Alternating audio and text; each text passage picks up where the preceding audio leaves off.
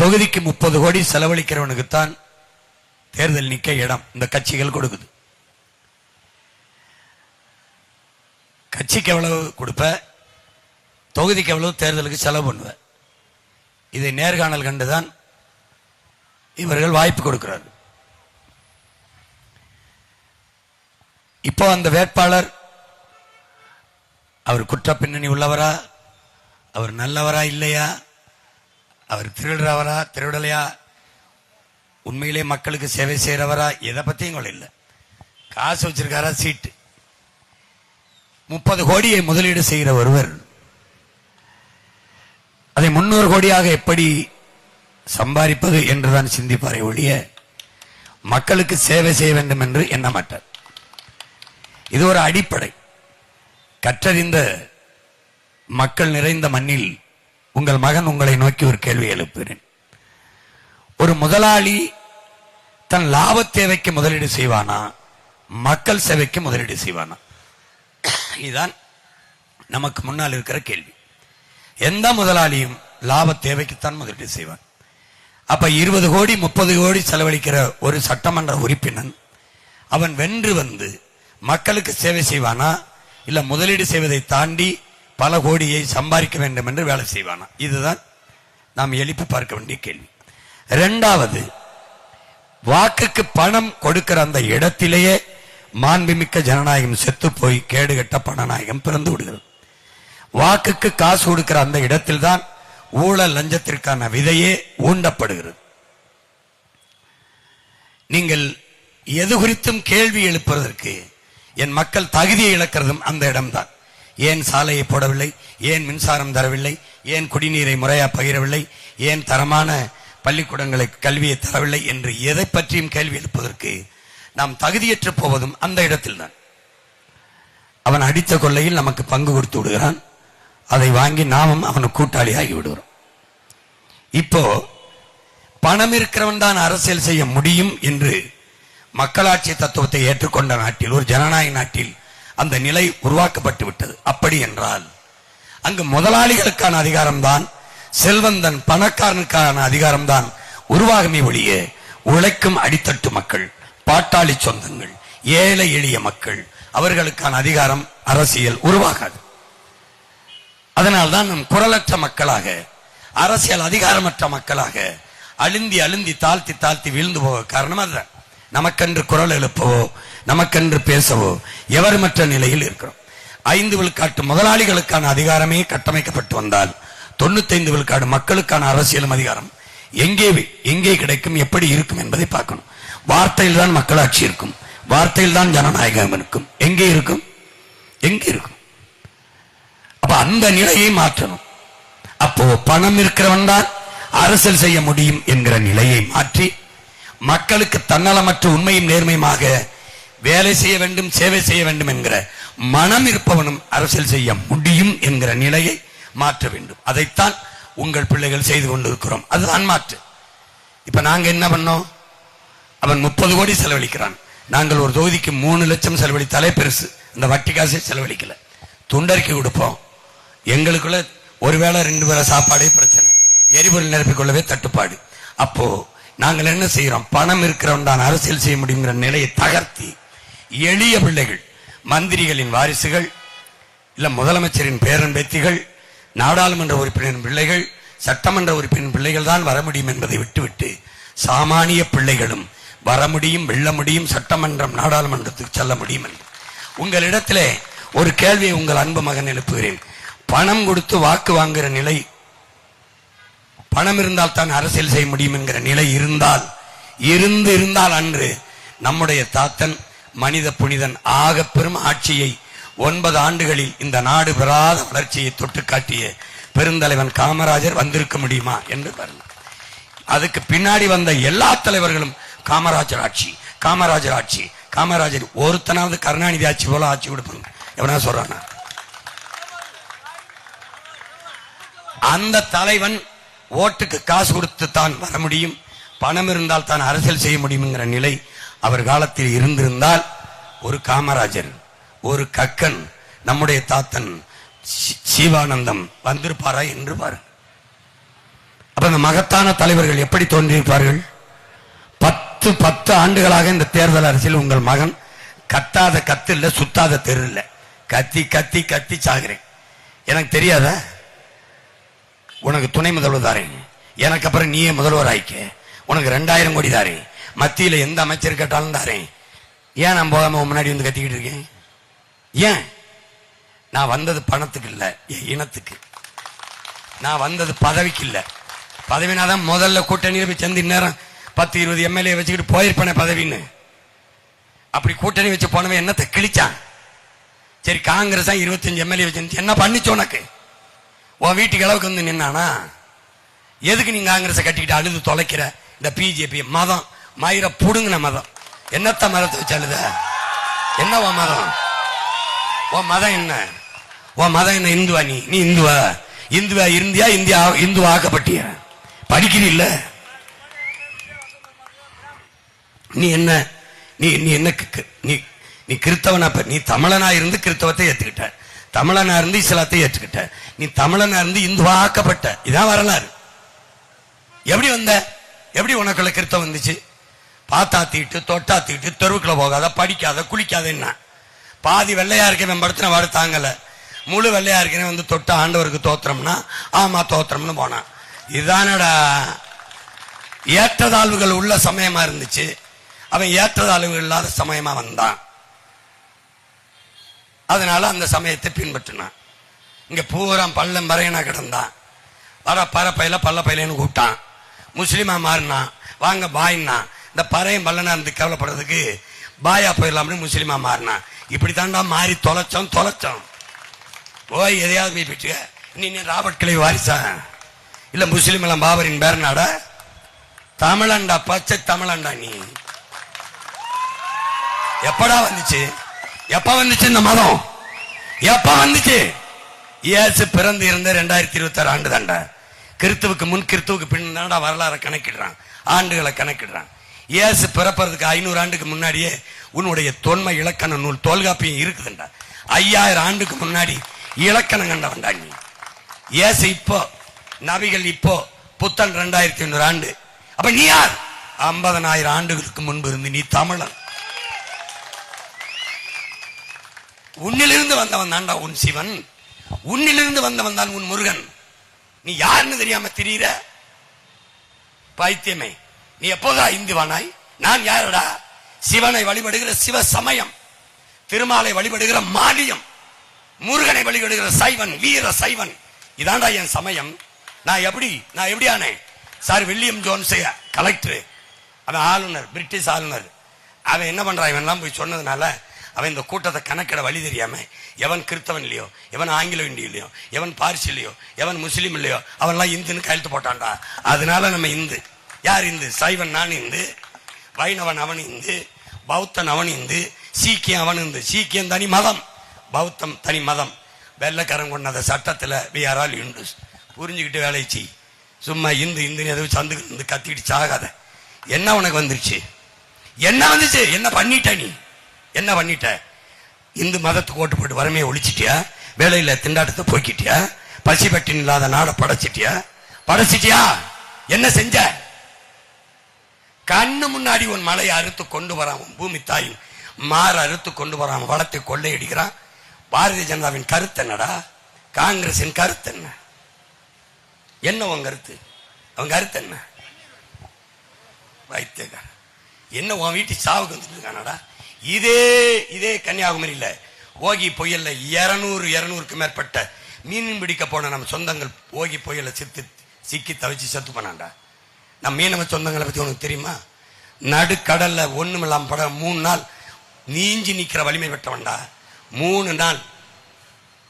இத்தனை இங்க வர சென்னை கடற்கரையில விண்வெளியில எத்தனை விமானம் வட்டடிச்சு காட்டினா, சர்க்கஸ் காட்டினானா இல்லையா? அந்த நெரிசல்ல 15 பேர் செத்து போனான்.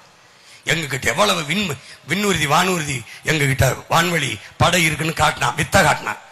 நான் கேட்டேன், இந்த ஒரு விமானம் அந்த ஓகி புயல செத்தவனுக்கு பறந்திருந்தா ஏண்டா அது இத்தனை வலிமை மிக்க கடற்படை ராணுவம் இருக்க கடலுக்குள்ள நிக்குதே, ஒருத்தன் போய் காப்பாத்தினானா? என் தாய்மார்களின் அண்ணன் தம்பியும் போறான். எதுக்கு தெரியுமா? செத்து போன பிணத்தையாவது எடுத்துக்கொண்டு கூட நாங்க மரியாதையா அடக்கம் பண்ணிக்கிறோம். அதுக்கு வரலையடா இந்த அரசு, அதுக்கு உதவலையே.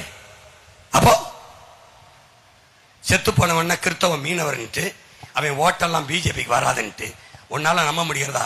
ஒரே தேர்தலில் 40,000 ஓட்டை தூக்கி விட்டான்டா பைத்தியகரா. அன்னைக்கு அதுக்காக சண்டை போட்டது உன் மகன் மட்டும்தான். 40,000 ஓட்டை ராவோட தூக்கிட்டான். இவன் பூரா கிறிஸ்தவ மீனவன், காங்கிரஸ் போடுவான், நமக்கு போட மாட்டான். உன்னைய ஓட்டா தாண்டான்னு நினைப்பான் பைத்தியக்காரா, ஒரு உயிராவே நினைக்க மாட்டான். உன்னை வாக்காதான் பார்ப்பான், உன் வாழ்க்கையை பத்தி கவலைப்பட மாட்டான். ஓட்ட குறி வைக்கிறவன் எப்படா நாட்டை சிந்திப்பான்? உன் மத உணர்ச்சியை தூண்டான். கிறிஸ்தவன் இந்து நாடா, கிறிஸ்தவ நாடா, இந்து மீனவன், கிறிஸ்தவ மீனவன் ஒரே ரத்தம் தானடா, ஒரே மொழியை பேசக்கூடிய மக்களின் கூட்டம்டா. நமக்கு ஒரு தாய் தாண்டா, தமிழ் தாய். நம்ம ஒரு சாதி தாண்டா, தமிழ் சாதி. அதை புரிஞ்சுக்கிட்டு வேலை செய்யும். நான் சொல்றேன், உன் கூட பிறந்தவன், ரொம்ப காயம்பட்டு நிக்கிற மகன் சொல்றேன், மண்புழு கூட மனித வாழ்க்கைக்கு உதவும்டா. இந்த சாதி மதம் ஒரு மயிரும் புடுங்காதுடா. ஒன்னும் உதவாது, ஒன்னும் உதவாது, ஒன்னும் உதவாது. உனக்கு மிச்சம் தான். சாதி மதத்துல மோதிக்கிட்டு செத்தினா புதைக்க கூட எல்லாருக்கும் சுடுகாடு கிடையாது. பார்த்துக்க. அறிவு கொண்டு வேலை செய், அறிவு கொண்டு வேலை செய். மதம் இருக்கட்டும் விடு, வழிபாட்டுக்காக நீ ஏற்றிருக்கிற. குடி நீ பிறந்துட்ட, அவனவன் செய்யற தொழிலை வச்சு பிரிச்சான். குடி வாரி பிரிஞ்சு பிரிஞ்சு கிடக்கிறான். ஆனால் நீ பிறந்தது பெருமை மிக்க தமிழ் குடி. தமிழன் பெருமைக்குரியவன். தமிழ் பெருங்குடியில் பிறந்ததுனாலே தமிழன் பெருமைக்குரியவங்கிறான் புரட்சி பாவலன். அந்த பெருமையோடு வாழ பழகு. முத சாதி மத சகதியிலிருந்து விடுபட பழகு. நாங்கள் திரளல, எல்லாருக்கும் ஒரு சாதி இருக்குடா, எல்லாருக்கும் ஒரு மதம் இருக்கு. என்ன செஞ்சிச்சு? நம்மளை பிரிச்சு பிளந்துச்சு. சாதி மத உணர்ச்சி நம் சதையை வெட்டி பிளக்கிற கத்தி கோடாரி, மொழி இன உணர்ச்சி தச்சு சேர்க்கிற நூலும் ஊசியும் என்பதை புரிஞ்சுக்க. இவ்வளவு பேர் கூடி நிக்கிறோம். நீ நாடாரா போ, மீனவரா போ, இந்துவா போ, கிறிஸ்தவரா போ, எத்தனை பேர் போவ? 4 பேர் போவ. தமிழனா நில்லு, எத்தனை பேர் நிக்கிறவர்? இதாண்டா அரசியல். ஏன்டா என்னை பார்த்து பயப்படுறான்? என்ன நான் என்ன மந்திரி ஆயிட்டேனா? இல்ல பெரிய பணக்காரன் என்னை பார்த்து ஏன் பயப்படுறான்? ஏன் பயப்படுறான்? எதுக்கு பயப்படுறான்? சாதி மதங்களாக பிளந்து கிடந்த தலைமுறை பிள்ளைகளை இங்க பாரு, சாதிக்காக கூண்ணாண்டா தமிழன், மதத்துக்காக கூண்ணா, கும்பிட சாமிக்காக கூண்ணா, இந்த சேர்ந்த கட்சிக்காக கூடனா, காங்கிரஸ், பிஜேபி, டிஎம்கே, ஏடிஎம்கேன்னு கூண்ணா. முதலா 7 லட்சம் பேர் திருச்சியில தான் பிறந்த தமிழன்கிற இனத்துக்காக கூண்ணா. பயந்துட்டான். நான் கட்சி நடத்தல, மக்கள் ராணுவம். மக்கள் ராணுவம் ஓலம் வியந்துருச்சுரா. காசு கொடுத்து ஓட்டு கேட்கிற கூட்டத்துல தேடி தேடி தன் மகனுக்கு இந்த செலவுக்கு வச்சுக்கன்னு கொடுக்கிற கூட்டம்டா.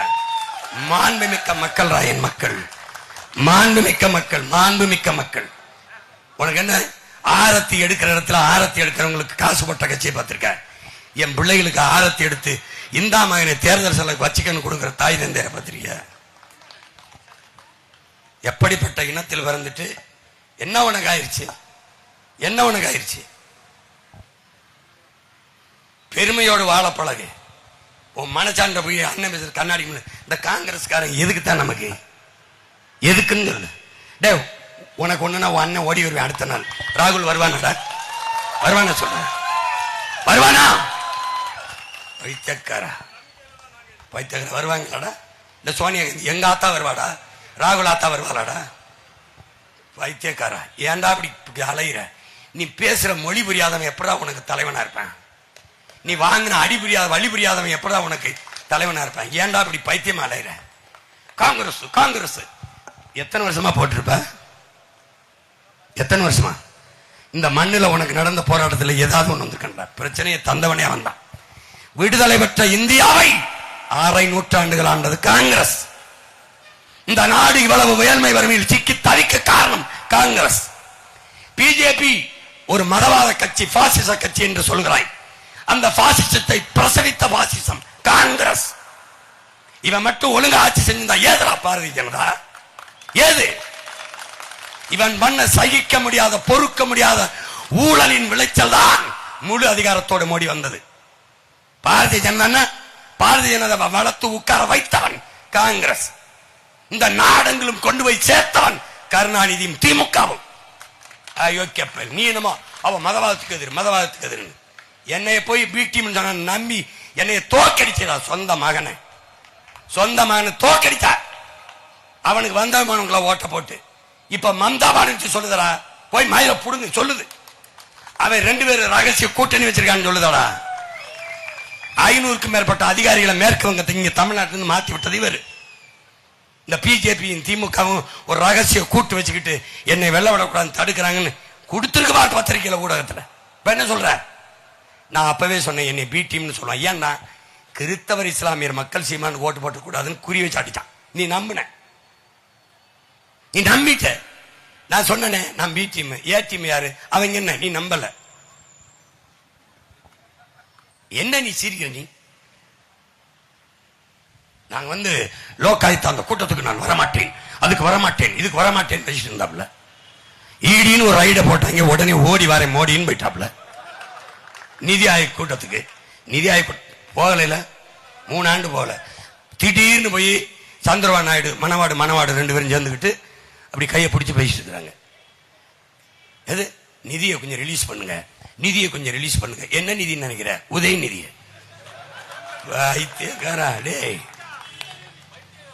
பைத்தியம் தான், சுத்த பைத்தியம். இன்னும் நம்பிக்கிட்டே அங்க போ பாரு, பெரியவர் இருக்காரு கேரளால கம்யூனிஸ்ட் பினராயி ஐயா சொல்றாரு, இந்த பிஜேபிக்கு எதிரான கட்சி காங்கிரஸ் நம்புறது மாதிரி ஒரு பைத்தியம் எதுவும் இல்லடாங்கிறப்பல.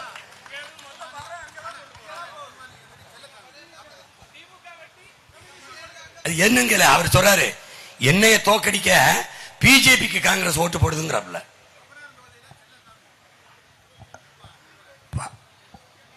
எனக்கு சொல்றாங்க இந்த தமிழ்நாட்டிலே கல்வி அறிவு பெற்ற மாவட்டம் முதன்மையான மாவட்டம் கன்னியாகுமரி தான்.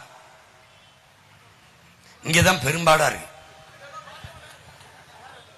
இருக்கு. கர்த்தர்கிட்ட ஜெபிக்கிறீங்க, அல்லாட்ட தொழுகிறீங்க, என்ன சொல்லி ஜெபிக்கிறீங்க? எப்படியாவது இந்த ஸ்டாலின் ஆட்சி தொடரட்டும். 2 வயசு பிள்ளைய கற்பழிக்கிறான், அது தொடர்ந்து நடக்கட்டும். 60 வயசு அம்மாவை கற்பழிக்கிறான், என் ஆத்து மணல மலையெல்லாம் வெட்டி விற்கிறான், அது தொடரணும், கண்டிப்பா தொடரணும். குடிச்சு என் பிள்ளை எல்லாம் செத்து எங்க வீட்டு பிள்ளைய பல லட்சக்கணக்க பிள்ளைய விதவையா இருக்கு, தாலி அறுத்திருக்கு, அது மாதிரி தொடரணும். அப்படியா என்ன வேண்ட? என்னத்தை வேண்ட? நீ ஒண்ணு செய்ய, ஜெபிச்சு இந்த நாம் தமிழர் கட்சி பிள்ளை எல்லாம் செத்து போகணும்னு வேண்டிட்டு போய் நிம்மதியா போய் தொலைறோம் போ. கள்ளச்சாராயம் குடிச்சு செத்தவனுக்கு 10 லட்சம் கொடுத்து பாராட்டிட்டு வரான். நடிக்கிறவன் பார்க்க போய் செத்தவனுக்கு 10 லட்சம் கொடுக்குறான். நாட்டை பாதுகாக்க பார்டர் நின்று செத்து வந்தவனுக்கு 10 ரூபா கொடுக்கல. 10 ரூபாய். இது ஒரு கூட்டம், இது ஒரு நாடு. நாட்டு எல்லையில நின்று நாட்டை பாதுகாக்க எல்லை நின்று போராடி செத்து வரான்டா ராணுவ வீரன். அவனுக்கு எவ்வளவு கொடுத்தான்? குடிச்சு செத்தான். கள்ளச்சாராயம் காய்ச்சறது குற்றம், குடிக்கிறது குற்றம். சட்டப்படி அரசு காசு கொடுக்குறான். உன் பிள்ளைய நான் படிக்க வைக்கிறேன், வீட்டுக்கு ஒருத்தருங்க அரசு வேலை. என்ன பேரு? விடுதலை போராட்ட வீரன். பைத்தியக்கார. மீன் பிடிக்க உரிமை இல்லடா நமக்கு கடல்ல. இந்த கடல் யாருதுன்னு தெரியுமாடா உனக்கு? வரலாறு தெரியுமா உனக்கு? சோழன் லேக்கடா. வரலாற்றுல பேரு சோழன் ஏரியது. இவன் தாண்டா இப்ப இந்து மகா சமுத்திரம் அந்த சமுத்திரம் பேர் இவன் வைக்கிறான். அன்னைக்கு சோழன் லேக்கடா. போய் பாரா ஹிஸ்டரிய புரட்டுற. படகு ஓட்டியும் அவனுக்கு கப்பல் ஓட்டி விளையாடிட்டு இருக்க அரசந்திர சோழன். அவன் இடம்டா நம்ம கடல்டா. இன்னைக்கு கடலை என் பிள்ளை மீன் பிடிக்க போக முடியாதா? நில விவசாயம் மாதிரி நீர் விவசாயம் செய்ய முடியுதா? மனித உயிர்களின் உணவு தேவையில 33 விழுக்காடு கடல் உணவு தான் நிறைவேற்றுது. வைக்க முடியுதா? சுட்டு வீழ்த்துறாங்கடா. கேட்கிறாடா அரசு, உன் காங்கிரஸ் அரசு கேட்கிறா? என்னைக்காவது நீ பார்த்திருக்கியாடா? பிரபாகரன் மகன் தமிழீழத்துல தன் படையோட நிற்கும் போது தொட்டானாடா சிங்கள ஒரு மீனவனை? தொட்டானா?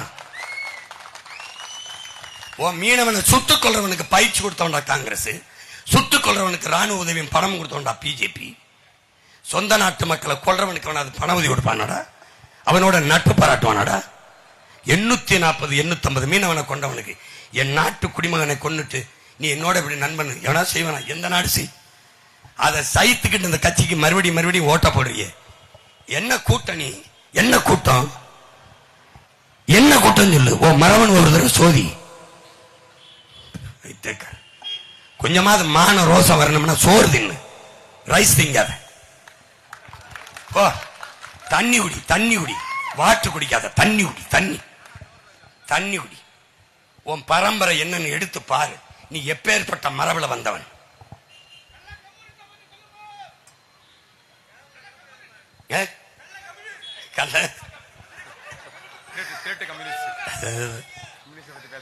அது பாவம். ஒரு காலத்துல இந்த கட்சியெல்லாம் இருந்து தொலைச்சிட்டு பிரச்சனை எல்லாம் எல்லாம் சொந்தக்காரன் தெரிஞ்சவனா இருக்கேன், திட்டவும் முடியல. கர்மம் கர்மமா இருக்கு. ஏன் தான் இப்படி ஆயிப்போச்சு தெரியும். எது விசில்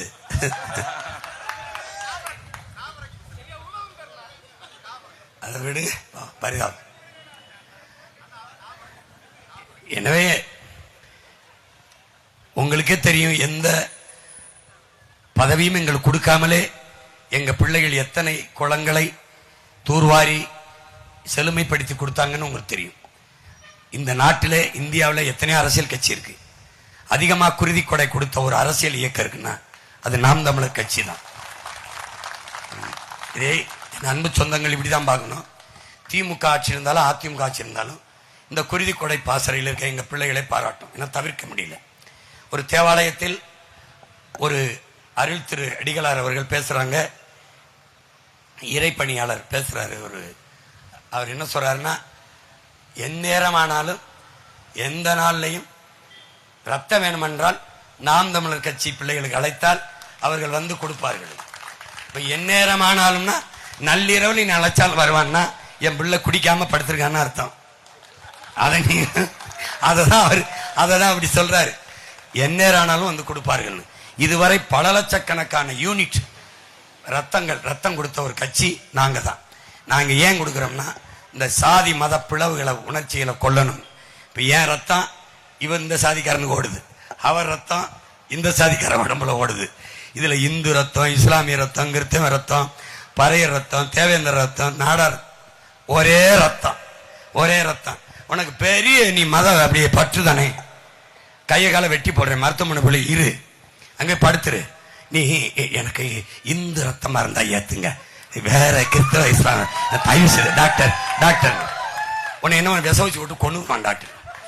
இந்த சனியம் பொழைச்சான்னு அங்க போனவொன்னு ரத்தம் கிடைச்சிருச்சா டாக்டர், ரத்தம் கிடைச்சிருச்சா ஏத்தி விடுங்கன்னு சொல்லுவிய ஒழிய இஸ்லாமிய ரத்தமா பார்த்து ஏத்துங்க, கிறிஸ்தவ ரத்தமா பார்த்து ஏத்துங்க.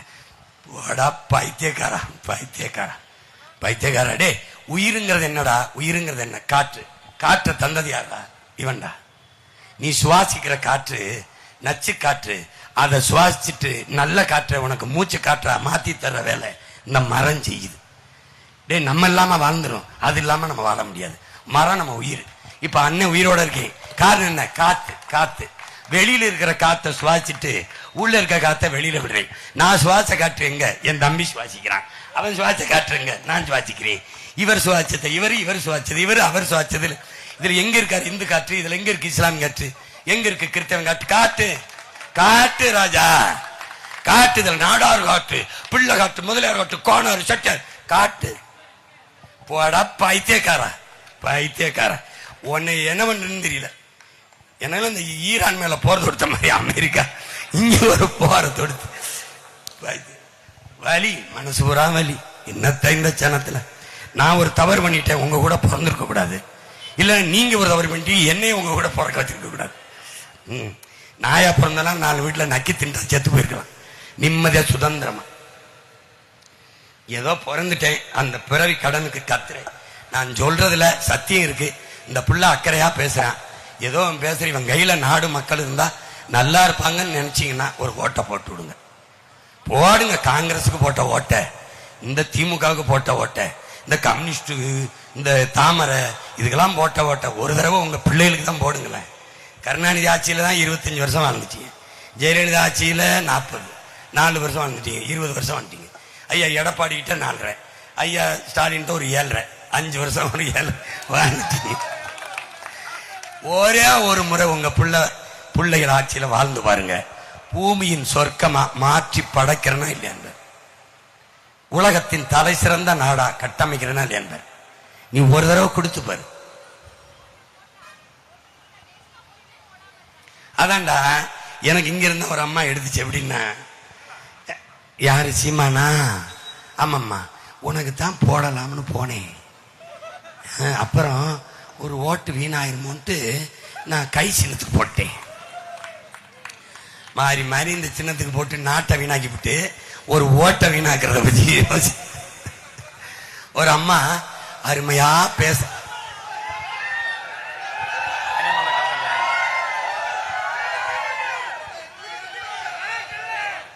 நீ ஒண்ணு செய்ய, அண்ணனுக்கு ஓட்டை போட்டு நாட்டை கொடு, இதே லாரியில அவங்கள கடத்துவோம், ஏத்தி கடத்துவோம்.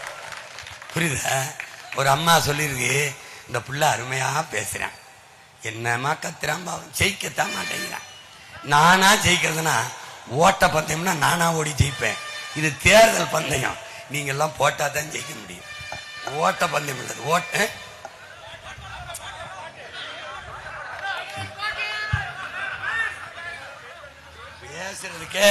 பேசுறதுக்கே ரொம்ப கஷ்டப்பட்டு பேசுறேன், தொண்டை புண்ணாய் போச்சு. இதுல பாடணும். நாம சாதி பார்த்து போட்ட ஓட்டு எதையும் சாதிக்கல, அப்படி மதம் பார்த்து போட்ட ஓட்டு எதையும் மாத்தல. நாம சாதி பார்த்து போட்ட ஓட்டு எதையும் சாதிக்கல, அப்படி மதம் பார்த்து போட்ட ஓட்டு எதையும் மாத்தல. கொஞ்சம் மனச மாத்தி நல்ல மனுஷன் பார்த்து போடுங்க ஓட்ட, காப்பாத்துங்க நாட்ட. கோடி கோடியா அடிச்ச கூட்டம் கொளுத்து வாழுது, ஓடி ஓடி உழைச்ச கூட்டம் கூழுக்கு அழுகுது, குழந்தை பாலுக்கு அழுகுது.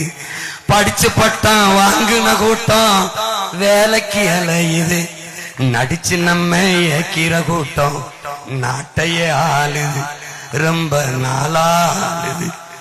இது யாரு செஞ்ச தப்பு?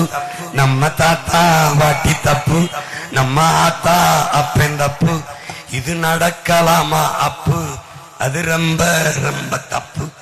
இத மாத்தனுமே அப்பு.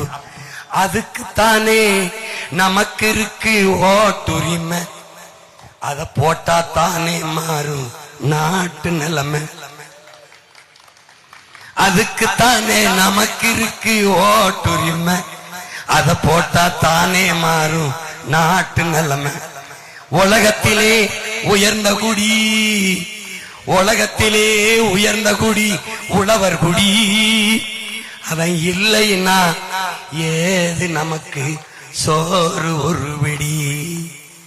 விவசாயி சின்னத்துல போடுங்க ஓட்ட, காப்பாத்துங்க நாட்ட. போடுங்க ஓட்ட, காப்பாத்துங்க நாட்ட. இத்தோட நிப்பாட்டிக்கிற என் பாட்ட.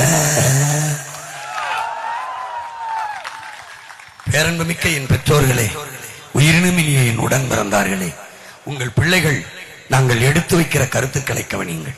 அறிவுபூர்வமான கருத்துக்களை உணர்வுபூர்வமாக கடத்தி உங்கள் உள்ளத்தை தொடுவதற்கு முயற்சி செய்கிறோம். இன்று நேற்றல்ல, 15 ஆண்டுகளாக 10 ஆண்டுகளாக தேர்தல் அரசியலிலே வீழ்த்தப்பட்ட ஒரு தேசினத்தின் எழுச்சிக்கு மீட்சிக்கு எங்களுக்கு இருக்கிற கடைசி வாய்ப்பு அரசியல் விடுதலை தான். அந்த விடுதலை தவிர எங்களுக்கு வேறொன்றும் இல்லை. அதனாலே இந்த களத்தில் நாங்கள் தொடர்ந்து போராடி வருகிறோம். வாக்குக்கு காசு கொடுக்க மாட்டோம், ஆகச் சிறந்த வாழ்க்கையை உங்களுக்கு கொடுக்கிறோம் என்ற உறுதியை தருகிறோம்.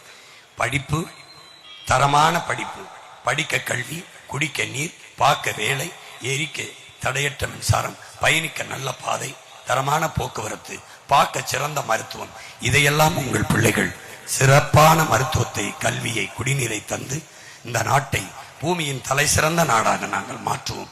இது எங்களை பெற்ற தாய் மீதும், எங்கள் தாய்க்கு மேலாக நேசிக்கிற எங்கள் தமிழ் மீதும், எல்லாவற்றுக்கும் நாங்கள் நேசிக்கிற எங்கள் உயிர் தலைவன் பிரபாகரன் மீதும் உங்கள் பிள்ளைகள் ஆணையிடுகிறோம். இதை நீங்கள் நம்புங்கள்.